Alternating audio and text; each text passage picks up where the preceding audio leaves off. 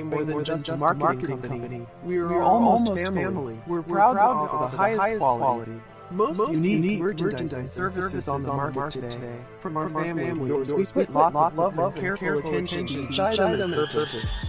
We hope you enjoy our work as much as we enjoy bringing it to you. At JJ Marketing Advantage, we are passionate about helping our clients achieve practical results with real impact. The company was founded in 2007 named after Joshua Jack, hence the name JJ Marketing Advantage. Today, JJ Marketing Advantage is a global strategy consulting and marketing firm with clients and presence in North America, Europe, and Asia Pacific.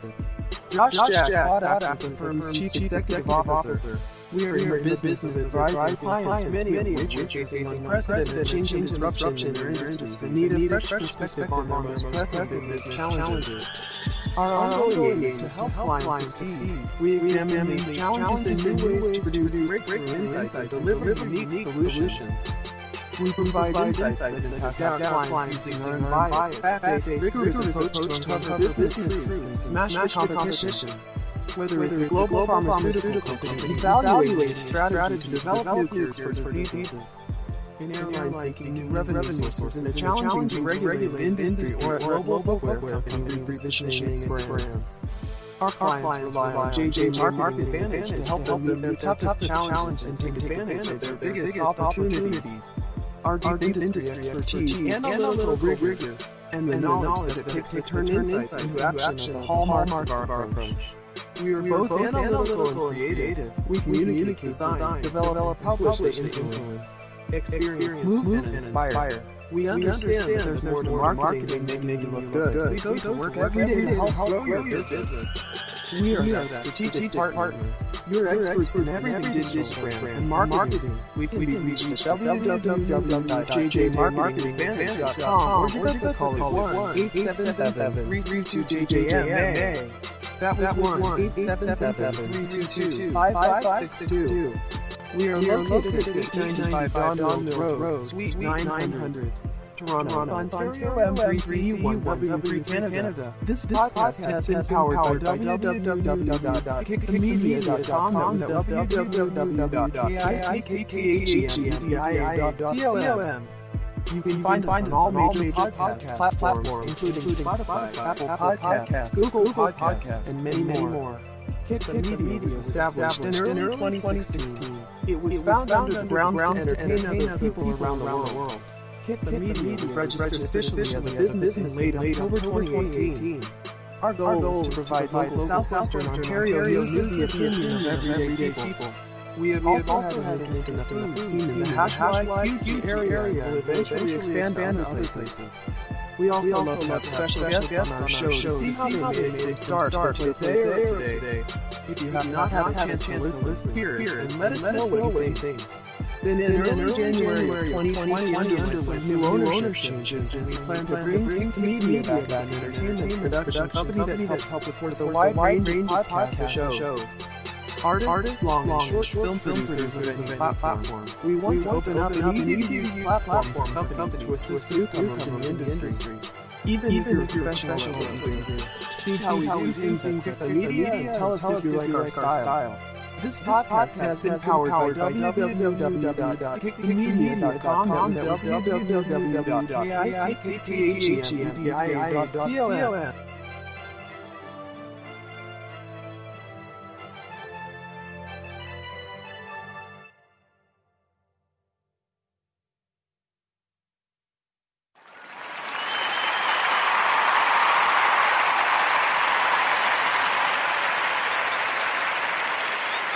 Welcome everybody to the Who Is That podcast. I'm your host, Josh Jaco. We have a very, very special guest here today on this week's podcast. You may have heard of him on the G No Thanks podcast and maybe some other podcasts. Maybe we'll find out. We have John Bell with us today, and I will let him introduce himself.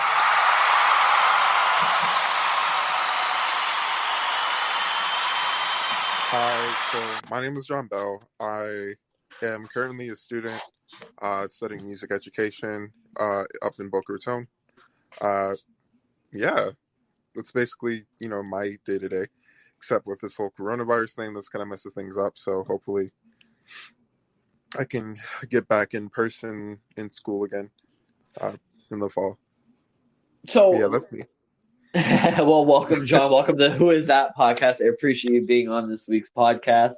It means a lot. I know you were on the Gino Thanks podcast, I think, for the very first episode, if I'm not mistaken. Yeah. Now, you said you studied music, right? Uh-huh. What exactly do you study, like, of music? I'm probably a terrible artist. I It's okay. failed. I played trump, and to be honest, I probably sucked playing trump. Playing drums. Right. No, you played drums? No, I I play clarinet. Okay, no. I can kind of play drums, but it's not my main thing. Why clarinet? So at first I wanted to play flute, right? But my dad, he didn't want me to play flute for whatever reason. So he was just like, "Hey, I'll get you a clarinet." Uh, it was like kind of a cheap clarinet, but it worked. But so I got my first clarinet from my dad, and that's pretty much why I started clarinet. And then from there, I kind of like branched off into other instruments. Now, did your dad play clarinet? No, my dad, he played saxophone. I think he might have started playing clarinet a little later after he started playing sax. So it sounds to me like from a very young age, you had music in the family. It sounds like. Well, I know my mom, she used to play piano. Yeah, you could say that. I mean, both my parents were kind of into music to some degree. So I guess they wanted to pass that down to their kids, And then obviously it has intrigued you to continue it. It seems that it is your passion. Now, if you don't mind me asking, your birthday is coming up soon. So how old will you be turning, if you don't mind me asking? I'm going to be turning 21 in about 2 days. Yeah. That's a big, big number. Now, with you turning 21, any big plans? I know there's a huge pandemic going around the world, so it's going to be an interesting COVID birthday, that's for sure. Yeah, unfortunately, because of that, I probably won't be able to do much of anything unless I have some of my close friends come over, and then we can have like a get together. But like other than that, like I don't think anything's gonna happen. So now you were studying. What was the exact degree that you were taking in university? Right. So right now I'm studying music education. Basically, what we have to do is pretty much learn the whole gamut of music education, right? So that's teaching vocal lessons or teaching instrumental lessons, strings, and all that. We have to take different pedagogy classes, because we have to be flexible because we don't know what kind of jobs are going to be offered to us, once we finally, get out into the workforce. Sometimes you have to take what you can get, and sometimes the job you do get, things might not work out. So, it's kind of it's more about being flexible than it is about knowing everything per se, but Now, so you're going to basically become an educator. So that sounds like you wanted to go in the teaching field of music. It sounds like, right? Right.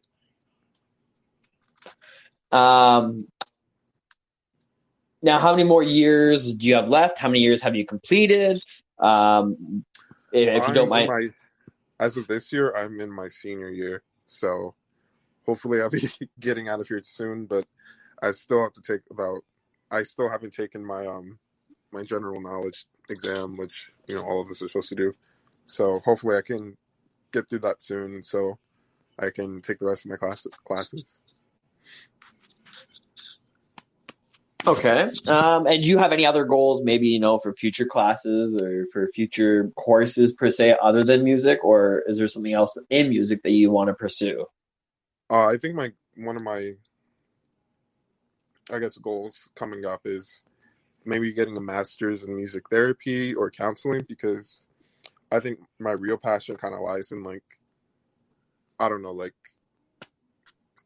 how do I say this?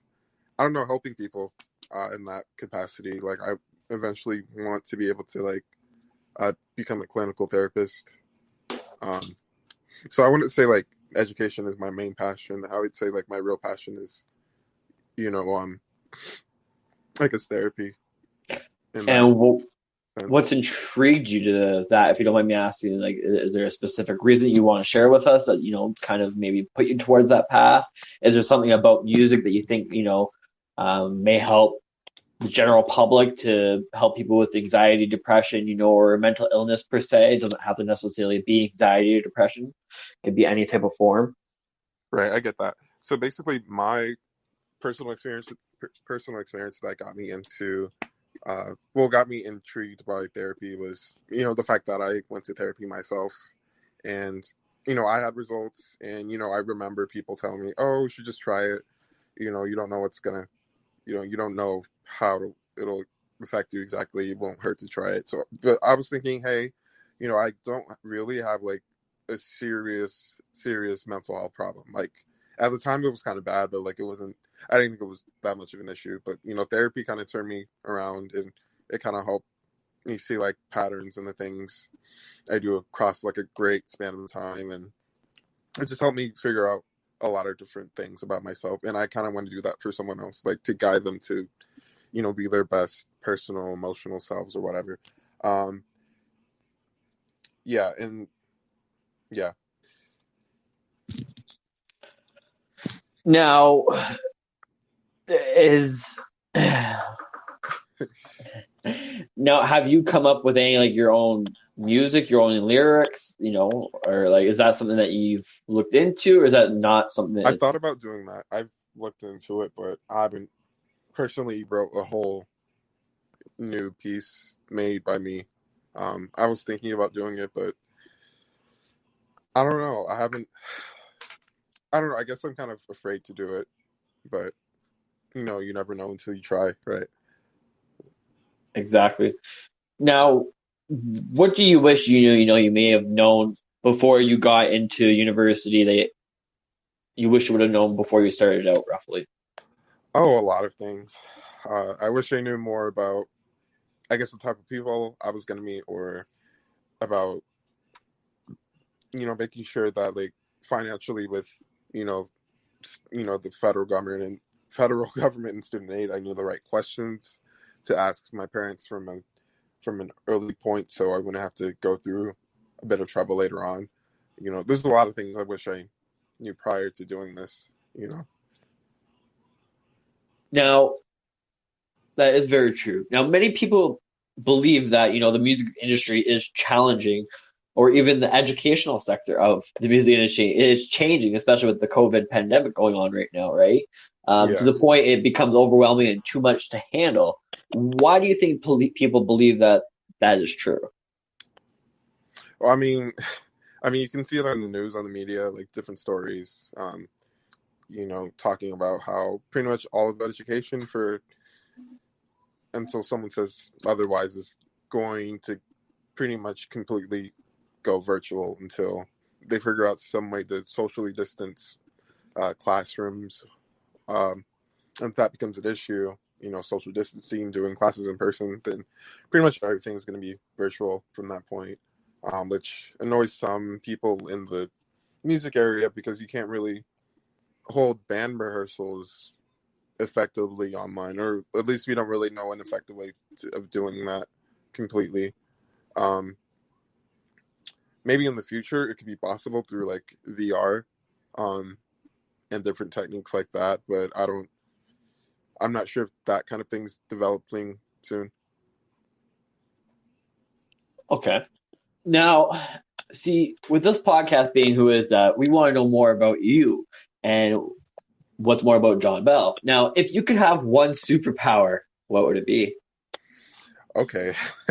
um, my, I would say my one superpower is to just regenerate anything. I don't know, like, I don't know, because I feel like if I have that power, then or just someone having that power in general, like you could just pretty much save everybody, save the whole entire world, pretty much all the resources ever.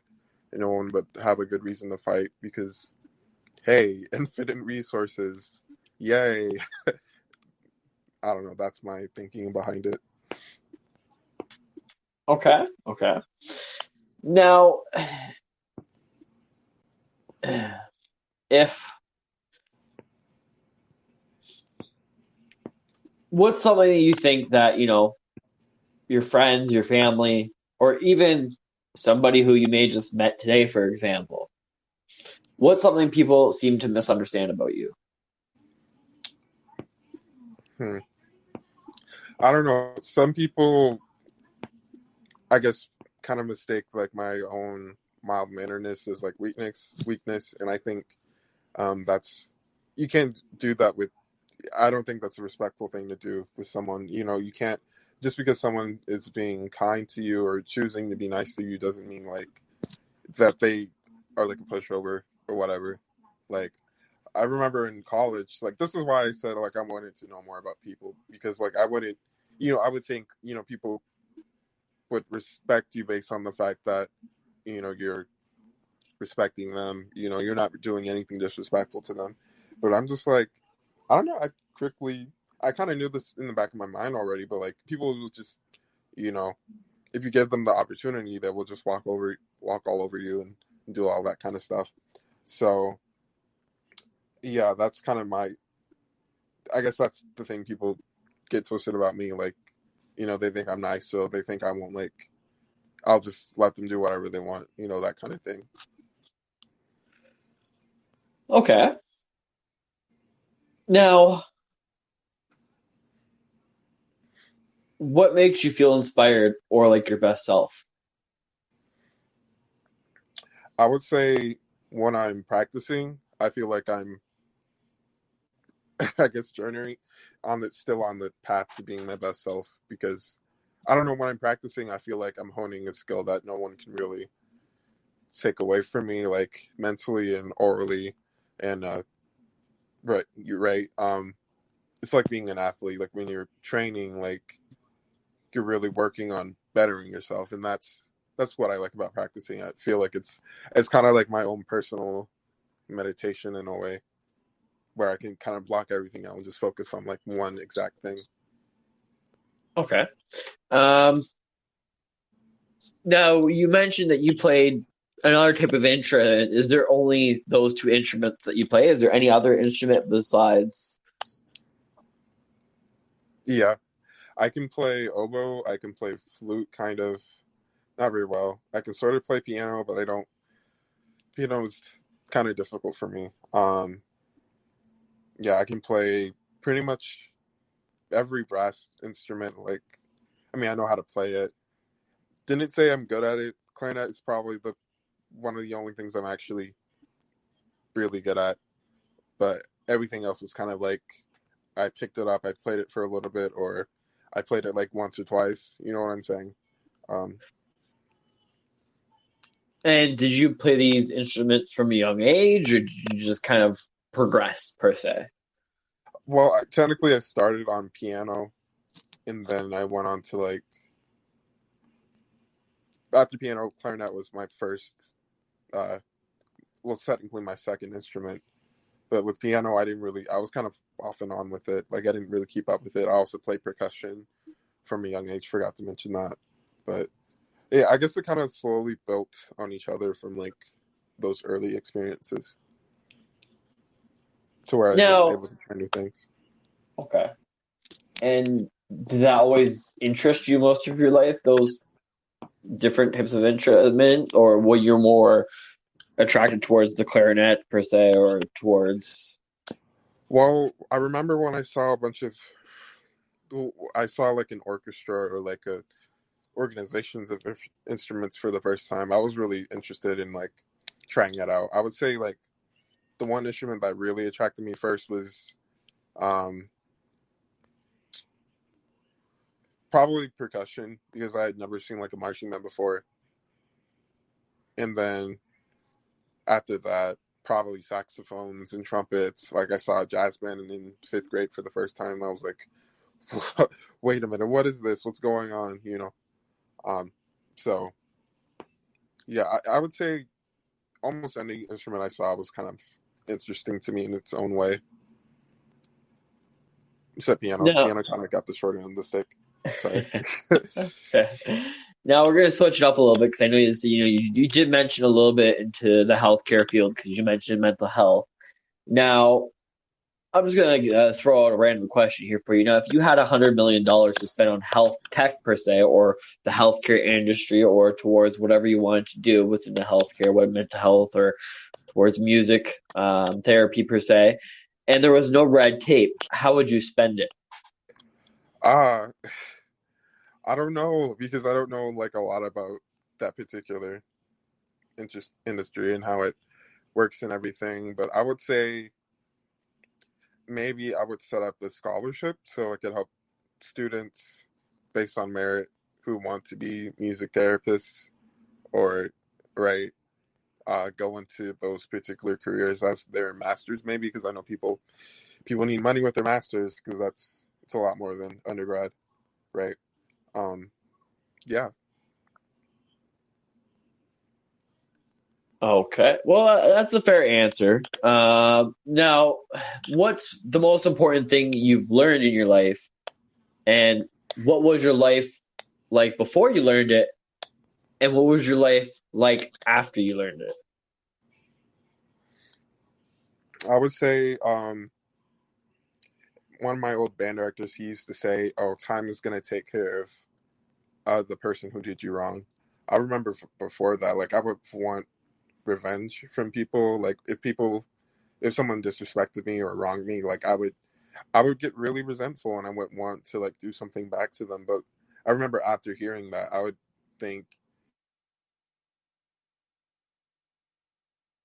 the fact that I'm holding on to that negative emotion is only affecting me negatively. It's not really doing anything to them. Even if I did do something to the other person, like, I wouldn't be bettering myself. I wouldn't be growing, right?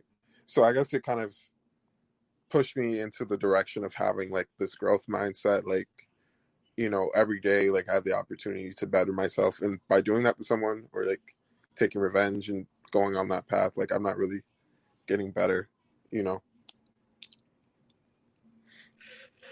That is very true. Now, you mentioned, you know, towards revenge. Is that something that you just kind of felt like, or always kind of wanted to do?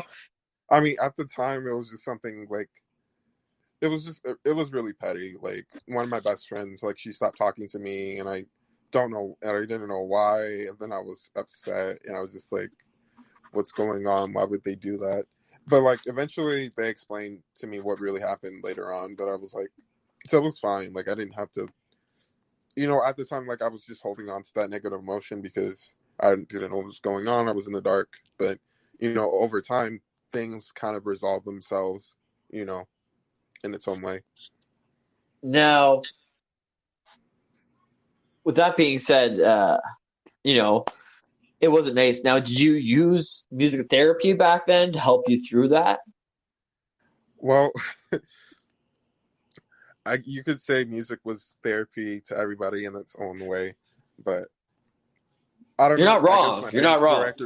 I guess my band director was a music therapist in his own way because he was the type of person who would just casually drop gems in the middle of class, just saying stuff like that. And some of us really understand it at the time, but like every single alumni who's graduated, a lot of them have come back and told the students, "Hey, listen to your teacher. Like everything he says is like golden." You know what I'm saying? Yeah.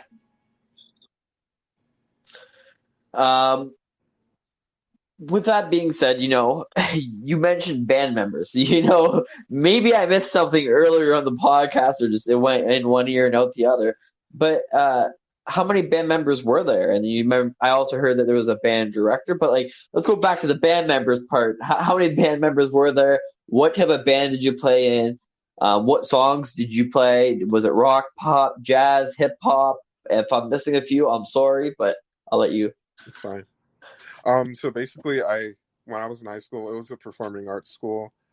There's videos of us playing on YouTube, Dillard High School. But yeah, I played. Sorry, my bad.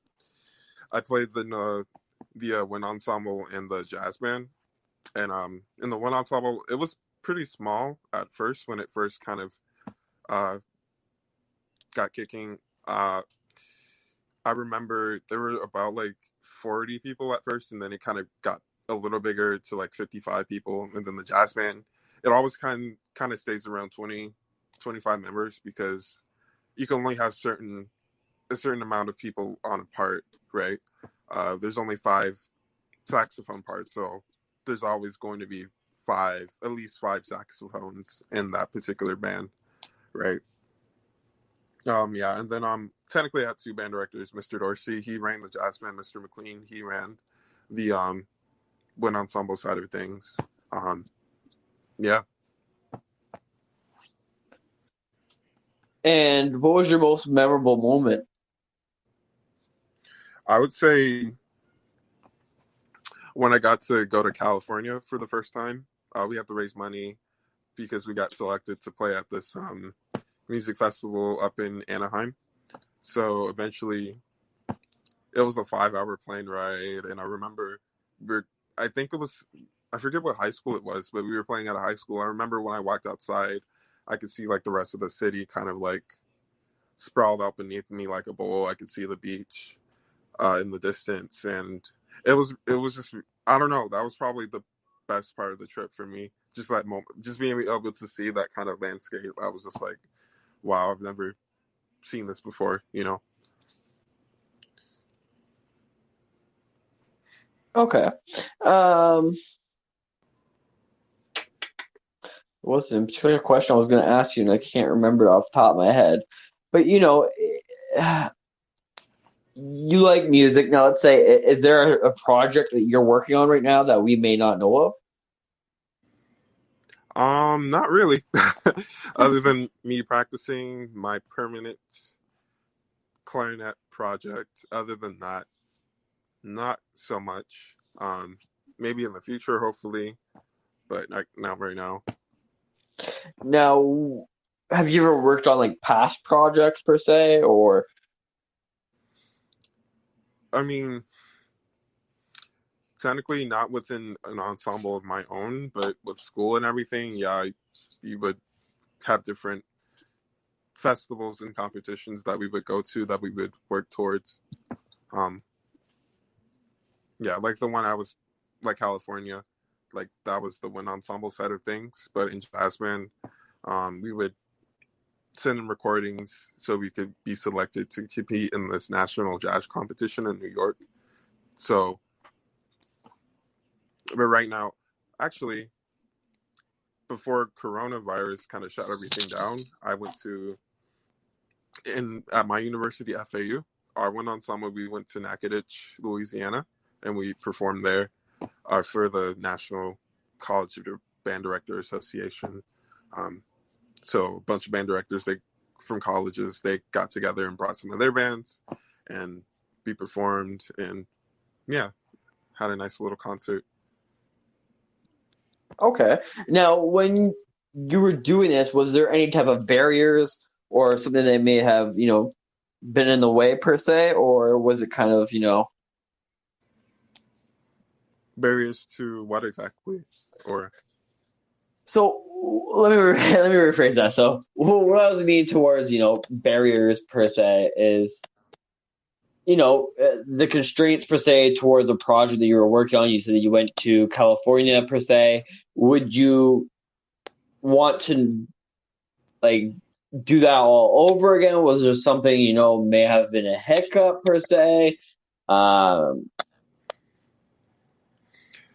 for me personally, not really. I kind of wish I bought more clarinet reeds because I remember the stage at the high school was kind of hot. It was hotter than everyone was expecting. So basically, what happens with instruments is like the temperature of the room affects the pitch of it.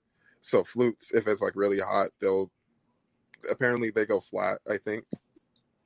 and clarinets, if they get really hot, they go sharp. So that's that's an issue. So we have to compensate for that. Everybody, we have to know our tendencies and all that. So that's kind of what made that experience challenging. Yeah. Okay, and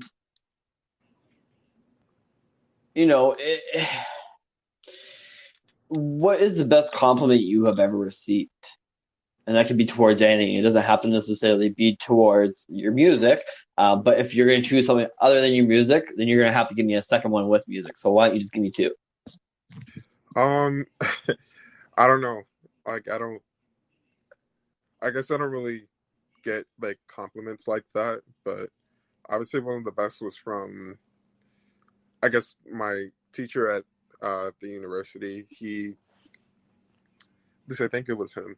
He said something about my sound that I was like, wow, like, I can't believe my teacher is saying this to me. Like, I was working on my articulation for like a whole year because I had to, apparently in high school, I was playing my instrument wrong. So I had to go to my teacher and he was like, do this differently so you can fix it, practice this.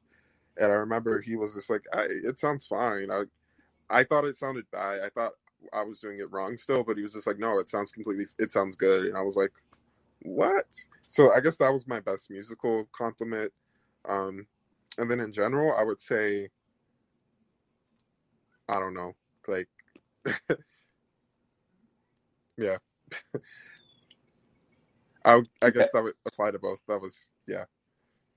That's okay. Now,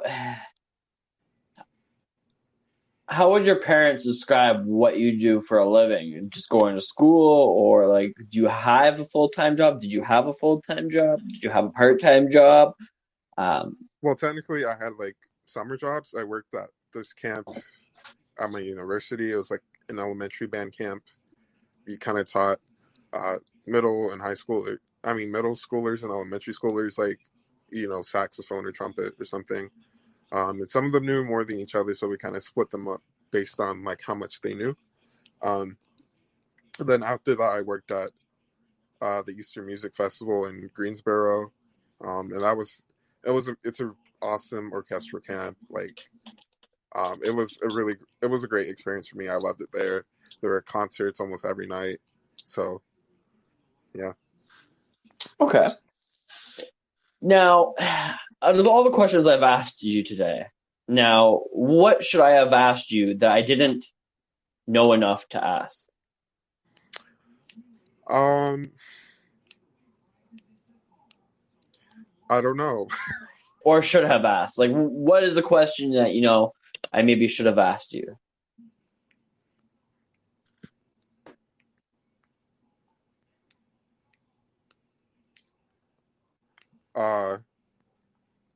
I have a question that I think I should ask you. What, Josh, do you play any instruments? I don't know if I've asked you this before. So, if you were listening to your own, no, I'm just kidding. So, at the beginning of the podcast, I did say I did play some musical instruments, and what I did play is, I have played multiple instruments throughout my time. I've played trumpet, which was my main instrument, and trombone, which was also my main instrument. I have dibble dabbled in acoustic guitar, which I do prefer. And then I did dibble dabble on electric guitar. Out of guitars, my favorite is acoustic electric.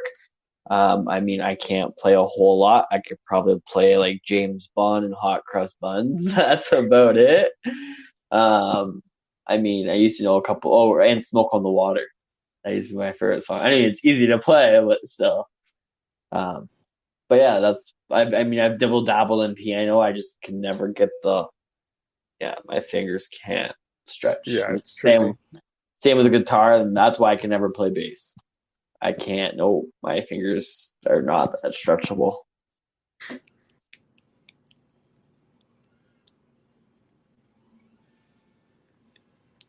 Yeah, man. Now, with that being said, what makes you feel inspired or like your best self? I would say, I think you mentioned this already, but Did I? I think another thing that would make me feel more like my best self is how do I say this? I would say also playing within an ensemble, like just being in that environment and listening to my stand partners and the sections around me, making sure that everyone, just having the feeling that everyone's coming in the right place and like I'm doing what I'm supposed to do. Like, I feel like I'm at my best when I'm able to,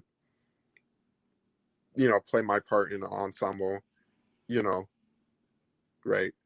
Completely, and making sure that everyone else is able to fulfill their parts as well, especially within my own section. Like, that's kind of my thing. That makes me feel, I guess, at my best. Yeah.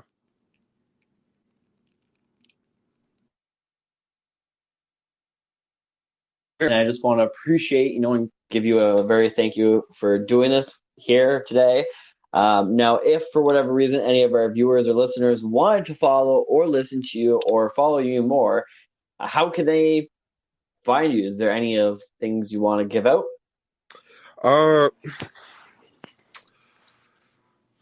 So basically, sorry. I have a YouTube channel. It's John Bell on YouTube. It should be like the screen thing should show up. So.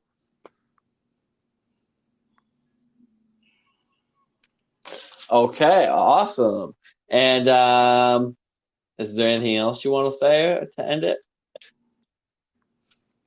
I want to thank Kick the Media for allowing me to be a guest and everything. Right. Awesome. Well, maybe we'll have you on a future episode, or maybe you'll be on a future episode of Gino Thanks. If you guys haven't checked out Gino Thanks, I highly recommend go check it out. It is available on all major platforms. And if I'm not mistaken, it is the first episode on Gino Thanks. Don't forget to like, follow, share, and subscribe, and download. That's it from Who Is That? You heard it from John Bell himself. And I guess that's all, folks.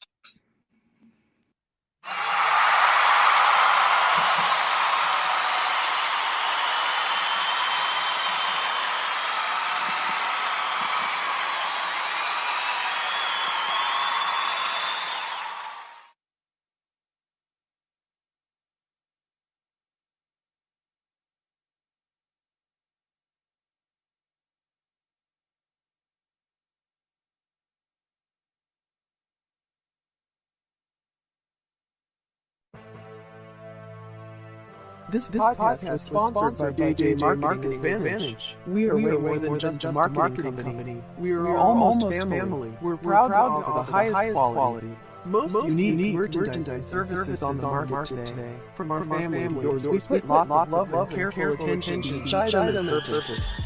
We hope you enjoy our work as much as we enjoy bringing it to you. At JJ Marketing Advantage, we are passionate about helping our clients achieve practical results with real impact. The company was founded in 2007 named after Joshua Jacquot, hence the name JJ Marketing Advantage. Today, JJ Marketing Advantage is a global strategy consulting and marketing firm with clients and presence in North America, Europe, and Asia Pacific. Josh Jacquot acts as the firm's Chief Executive Officer. We are in the business of advising clients, many of which are facing unprecedented change and disruption in their industries and need a fresh perspective on their most pressing business challenges. Our ongoing aim is to help clients succeed. We examine these challenges and new ways to produce breakthrough insights and deliver unique solutions. We provide insights that impact our clients using our unbiased, fact-based, rigorous approach to uncover business truths and smash the competition. Whether it's a global pharmaceutical company evaluating strategy to develop new cures for diseases, an airline seeking revenue sources in a challenging to regulate industry, or a global footwear company repositioning its brands. Our clients rely on JJ Marketing Advantage to help them meet their toughest challenges and take advantage of their biggest opportunities. Our deep industry expertise, analytical rigor, and the knowledge that it takes to turn insights into action are the hallmarks of our approach. We are both analytical and creative. We communicate, design, develop, publish, and influence. experience, move, and inspire. We understand that there's more to marketing than making you look good. We go to work every day to help grow your business. We are that strategic partner. You're experts in everything digital brand marketing. We can be reached at www.jjmarketingadvantage.com or give us a call at 1-877-322-JJMA. That was 1-877-322-5562. We are located at 895 Don Mills Road, Suite 900. Toronto, Ontario M3CU1W3 Canada. This podcast has been powered by www.kickthemedia.com. That's www.kickthemedia.com. You can find us on all major podcast platforms, including Spotify, Apple Podcasts, Google Podcasts, and many more. Kick the Media was established in early 2016. It was found under the grounds to entertain other people around the world. Kick the Media was registered officially as a business in late October 2018. Our goal is to provide local Southwestern Ontario news with the opinion of everyday people.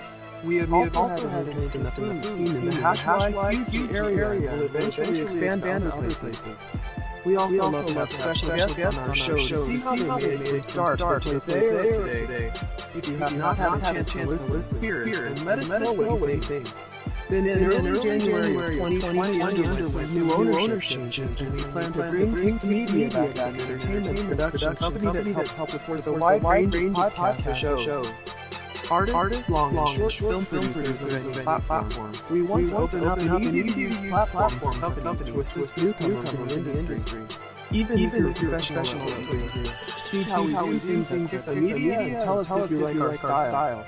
This podcast has been powered by www.kickthemedia.com. That's www.kickthemedia.com.